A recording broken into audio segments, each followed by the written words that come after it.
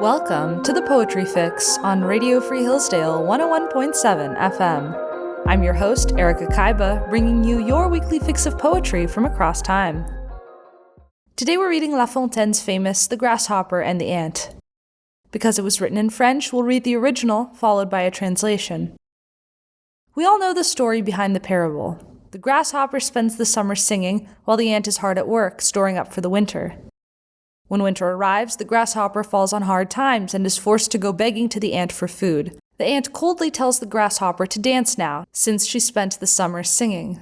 The moral of the story is apparently that the grasshopper was lazy and should have worked.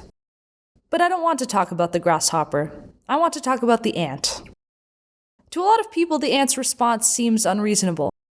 Our translator casts the ant as a very prudent friend, which is a line that is not in the original poem. La Fontaine tersely declares that the ant is not much of a lender, and that this is her smallest fault. You could read this positively, like our translator, and interpret her refusal to lend as coming from an understanding of the grasshopper's character. After all, if the grasshopper wasn't capable of even providing for herself, how can she be expected to work hard enough to pay the ant back?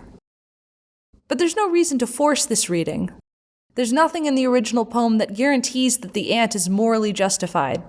She could simply be uncharitable. And that's the grasshopper's problem. She has presumed on charity in a world that owes her nothing. In La Fontaine's fables, we don't usually find a moral that relates to how to be a good person. Instead, his fables are about survival. If you want to survive, La Fontaine thinks, you have to be prepared for the worst in human nature.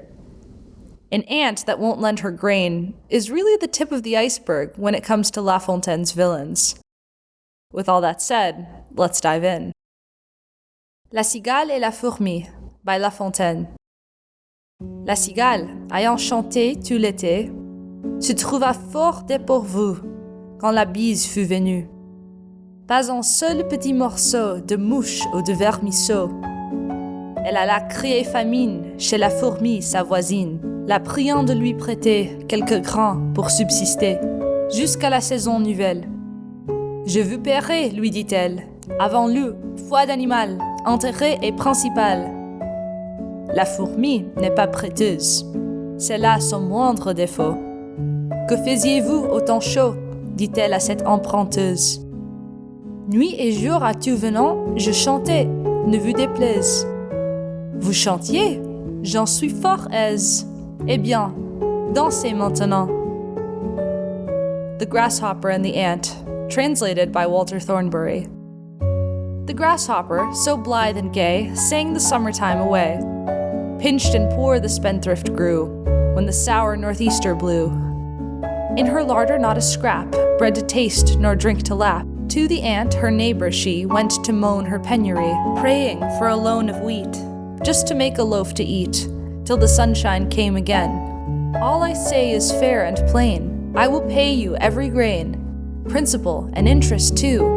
Before harvest, I tell you, on my honor, every pound, ere a single sheaf is bound. The ant's a very prudent friend, never much disposed to lend. Virtues great and failings small, this her failing least of all. Quoth she, how spent you the summer? Night and day to each newcomer I sang gaily by your leave, singing, singing, morn and eve. You sang. I see it at a glance. Well then, now's the time to dance. You've been listening to The Poetry Fix with Erika Kyba. If you enjoyed this episode, consider following The Poetry Fix on Spotify, YouTube, or Apple Podcasts. And if you have any poems you want to see in a future episode, email your suggestions to thepoetryfix@gmail.com. Join me next week and we'll be reading Wordsworth's The Tables Turned.